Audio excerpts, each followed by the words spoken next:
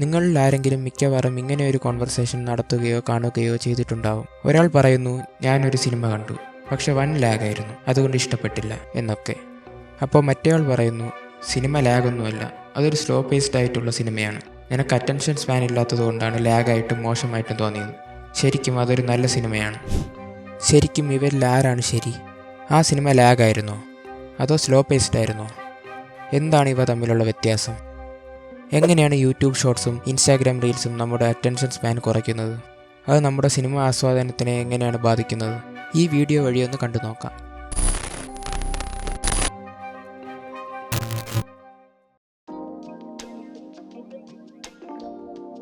ഒരു സിനിമയുടെ ബോറിംഗ് ആയിട്ടുള്ളതോ അല്ലെങ്കിൽ മടുപ്പിക്കുന്നതോ അതുമല്ലെങ്കിൽ അനാവശ്യമായി വലിച്ചു നീട്ടുന്നതോ ആയിട്ടുള്ള ഭാഗങ്ങളെയാണ് ലാഗ് എന്ന വാക്കുകൊണ്ട് ഉദ്ദേശിക്കുന്നത്.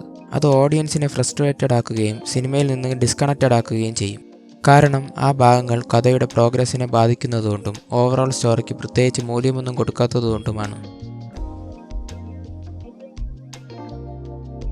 മോശം എഡിറ്റിംഗ്, അനാവശ്യ രംഗങ്ങൾ, ദുർബലമായ സ്റ്റോറി ടെല്ലിംഗ്, ഇതൊക്കെയാണ് ലാഗിൻ്റെ മെയിൻ കാരണങ്ങൾ.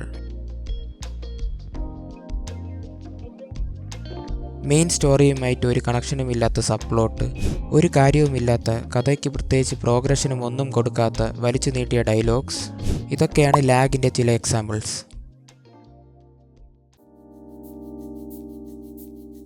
കഥാ അന്തരീക്ഷത്തിൻ്റെയും കഥയിലെ ഓരോ ഡീറ്റെയിൽസിൻ്റെയും ക്യാരക്ടർ ഡെവലപ്മെൻറ്റിനെയും ഒക്കെ കോൺസെൻട്രേറ്റ് ചെയ്ത് ക്രമേണ മുന്നോട്ട് പോകുന്ന ടൈപ്പ് നരേഷനുള്ള സിനിമകളാണ് സ്ലോ പേസ്ഡ് മൂവീസ്. ഇങ്ങനത്തെ ടൈപ്പ് സിനിമകൾ അപ്രീഷിയേറ്റ് ചെയ്യുന്ന ഓഡിയൻസ് ഇതിനെ ഇഷ്ടപ്പെടുകയും ആസ്വദിക്കുകയും ചെയ്യും. എന്നാൽ മറ്റുള്ളവർക്ക് ഇതത്ര എൻഗേജിംഗ് ആയി തോന്നണമെന്നില്ല. കാരണം അവർ പ്രിഫർ ചെയ്യുന്നത് ഫാസ്റ്റ് ആയിട്ടുള്ള സ്റ്റോറി ടെല്ലിംഗ് ആയിരിക്കും. പക്ഷെ അതിനർത്ഥം സിനിമ മോശമാണെന്നല്ല. ഞാനിതിവിടെ പറയാൻ കാരണം ഫാസ്റ്റ് പേസ്ഡ് മൂവീസ് പ്രിഫർ ചെയ്യുന്ന മിക്കവരും ചെയ്യുന്ന ഒരു കാര്യമാണ് ഒരു നല്ല സ്ലോ പേസ്ഡ് മൂവി കണ്ടു തീർക്കാനാകാതെ വരുമ്പോൾ ആ സിനിമ ലാഗാണെന്നും മോശമാണെന്നും പറഞ്ഞു പരത്തൽ. ഒരു സിനിമ സ്ലോ പേസ്ഡ് ആയിട്ട് എടുക്കാനുള്ള ചില കാരണങ്ങൾ ഓഡിയൻസിൽ ടെൻഷൻ ബിൽഡ് ചെയ്യാനും ഇമോഷൻ ഉണർത്താനും പിന്നെ സിനിമയിൽ കോംപ്ലക്സ് ആയിട്ടുള്ള തീമുകൾ എക്സ്പ്ലോർ ചെയ്യാനുമായിട്ടാണ്. ഞാൻ നേരത്തെ പറഞ്ഞിരുന്നു ഫാസ്റ്റ് പേസ്ഡ് മൂവീസ് പ്രിഫർ ചെയ്യുന്നവരുടെ കാര്യം. ഇപ്പോൾ അങ്ങനത്തെ പ്രിഫറൻസ് ഉള്ളവർ കൂടി വരികയാണ്. അതിനുള്ള കാരണക്കാരായ 2 പേരാണ് ഇവർ. തുടങ്ങി വെച്ചവൻ ഇവനും. ഞാൻ ഇതുകൊണ്ട് ഫാസ്റ്റ് പേസ്ഡ് മൂവീസ് പ്രിഫർ ചെയ്യുന്നവരെ കുറ്റപ്പെടുത്തുന്നതല്ല. പകരം ഷോർട്സും റീൽസും ഒക്കെ എങ്ങനെ ഒരാളുടെ സിനിമ ആസ്വാദനത്തിനെ ബാധിക്കും എന്നാണ് പറയാൻ ഉദ്ദേശിക്കുന്നത്. ആദ്യം അറ്റൻഷൻ സ്പാൻ എന്താണെന്ന് പറയാം. ഒരു വ്യക്തിക്ക് ഒരു ടാസ്കിൽ ഡിസ്ട്രാക്റ്റഡ് ആകാതെ എത്ര നേരം ശ്രദ്ധ ചെലുത്താനാകും എന്നതാണ് അറ്റൻഷൻ സ്പാൻ എന്നതുകൊണ്ട് ഉദ്ദേശിക്കുന്നത്.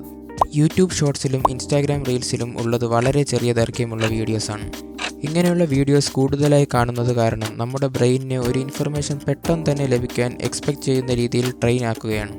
അതുകൊണ്ട് ദൈർഘ്യമേറിയ ടാസ്കുകൾ ഫോക്കസ് ചെയ്യാൻ നമ്മൾക്ക് പ്രയാസമേറുന്നു. ഇത് തന്നെയാണ് സിനിമ കാണുമ്പോഴും സംഭവിക്കുന്നത്. അതായത് പെട്ടെന്നുള്ളതും മാറിക്കൊണ്ടിരിക്കുന്നതുമായിട്ടുള്ള കണ്ടന്റുകൾ എക്സ്പെക്റ്റ് ചെയ്തിരിക്കുന്ന നമ്മൾക്ക് മുന്നിൽ ഒരു നല്ല സ്ലോ പേസ്ഡ് മൂവി വന്നാലും അത് എൻഗേജിംഗ് ആയി തോന്നിക്കാറില്ല. നമ്മൾക്കത് ബോറടിക്കും. Thank you for watching.